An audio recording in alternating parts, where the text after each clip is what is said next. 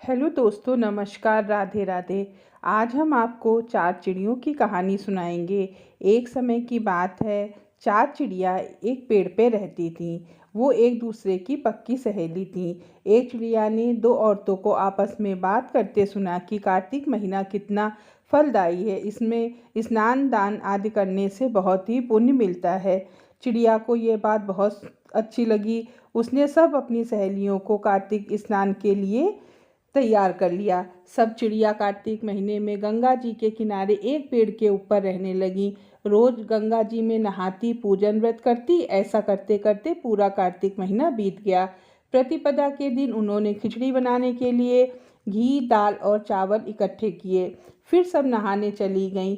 पहले एक चिड़िया नहा के आई। उसे बहुत तेज भूख लगी थी। उसने खिचड़ी की भाप को खाया और सो गई। तब दूसरी चिड़िया आई। उसे भी बहुत तेज भूख लगी थी। उसने खिचड़ी का पानी पिया और सो गई। फिर तीसरी चिड़िया भी नहा के आई। उसे भी बहुत तेज भूख लगी थी। उसने खिचड़ी खाई और सो गई। फिर चौथी चिड़िया आई। उसने देखा कि सब खिचड़ी खाकर सो गए हैं, तो उसे भी बहुत तेज भूख लगी थी।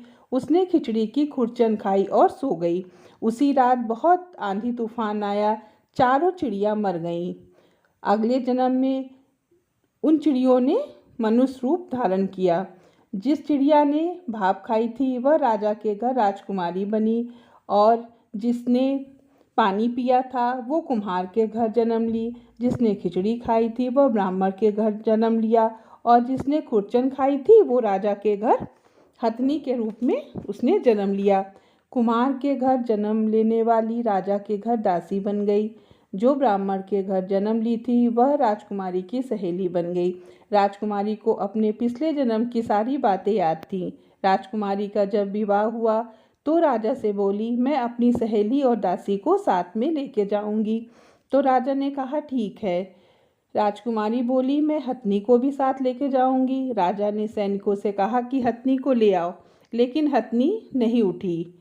तो राजकुमारी ने हथनी के कान में जाके पिछले जन्म की सारी बातें कही। तो हथनी खड़ी होके यह देखकर जिस राजकुमार के साथ राजकुमारी की तो राजकुमार बोला कि तुमने हथनी के कान में ऐसा क्या कहा जो हथनी खड़ी हो गई? मुझे बताओ कि तुम कौन हो। तो राजकुमारी ने अपनी पिछले जन्म की सारी बातें बता दी।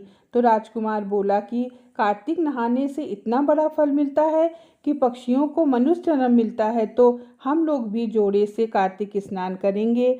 और उन दोनों लोगों ने जोड़े से नदी में स्नान किया महीने भर और खूब दान दिया। ऐसा करने से राजकुमार और राजकुमारी सुखपूर्वक जीवन व्यतीत करके बैकुंठ धाम की प्राप्ति हुई।